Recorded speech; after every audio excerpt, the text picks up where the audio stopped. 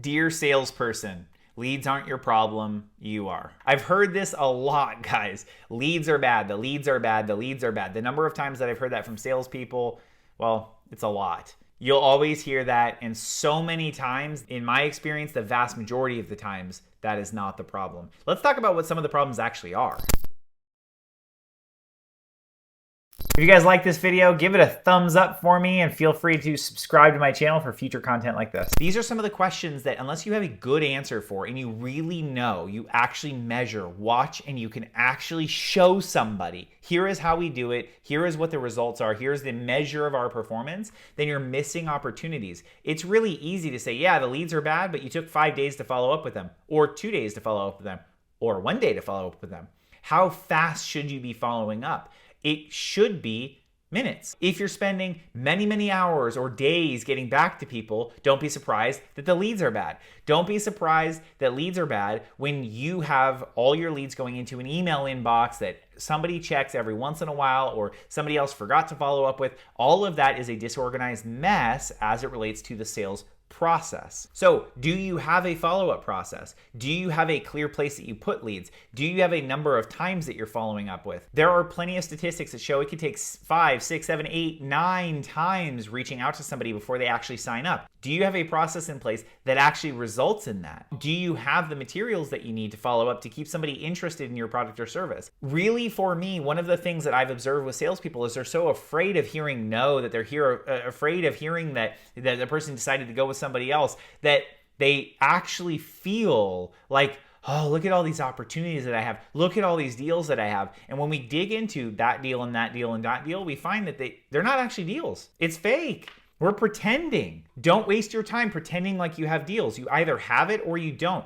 Push as hard as you can to get that sign up. Yes, be friendly, be caring, be understanding, be all the other things, but follow up enough that you either find out that this person's truly interested or not. Don't be afraid of losing a deal just because you're going to follow up a whole bunch. If that person is unwilling to sign up, but you did a good job, now I'm saying a good job following up, you actually provided helpful information and you continue to follow up and the person said, you know what, look, we're not interested, then totally fine. Mark the deal as lost, move on to the next one. It's much better than not pretending like you have a deal that you don't actually have. Confidence is key in this.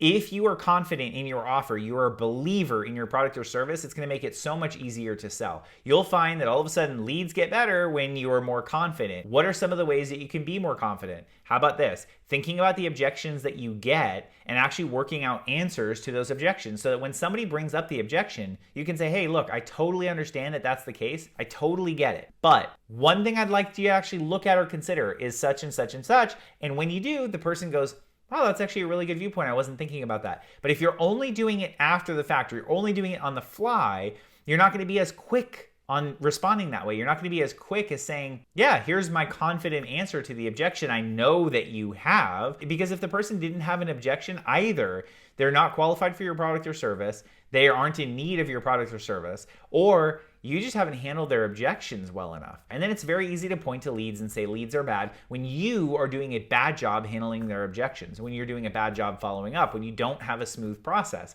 Keep these tips in mind, guys. Work on your process as a salesperson. The more you can actually work on your process and improve your sales process, the better your leads will automatically become. And yes, you can look at leads. I'm just saying, 9 times out of 10, I found that leads weren't the issue unless somebody's literally targeting the completely wrong people. But a lot of time, 9 times out of 10, when I've sorted out sales process, we can improve the sales process in a business and organization without even having to change a thing about leads. Yes, then we can always get improvement from leads, but that should come after the fact. And if you're a salesperson, leads are never your issue.